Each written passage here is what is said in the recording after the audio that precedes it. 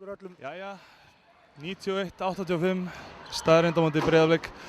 Ég það með Halldóri Halldórsinni. Halli, fyrirlið, hvað segirðu? Hvað var það sem skilaði ykkur sigri í kvöld?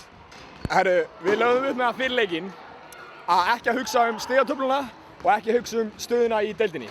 Og við ætlum að taka eina sókn í einu, eina vörn í einu, við erum búin að gleyma því það sem aðeins tímabili og við gerðum það hérna í kvöld, sérstaklega í fjórðuleikluta og gleymdum stigatöflunni og fengum eitt stopp í einu, eina körfu í einu og fyrst og fremst þá er búið að vera leiðilegt að spila körfubolta undanfarið hjá okkur en við ætlum að hafa gaman að þessu kvöld og við gerum það og það skilaði þessu sigri. Já, það sást bara leikleginni á báðum liðunum. Þetta var alveg æsispennandi leikur, alveg rosalega gaman að fá að fylgjast með honum. Hvað segirðu? Þið voru að hitta hryllilega vel úr þristunum ykkar og þið voru bara mjög beittir í fjórða leikluta eins og þú sagðir. Hvernig fannst þér að setja hennar þrist þarna í loka leiklutanum?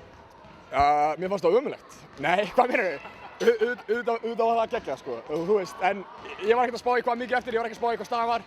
Ég fekk bara góða sendingu og þú veist, eina sem ég gæti gert bara að launa greiðan fyrir góða sendingu með að setja skot í örnum. Það var rétt. Herri, þakka kærlega fyrir vinur. Gaman að sjá þig.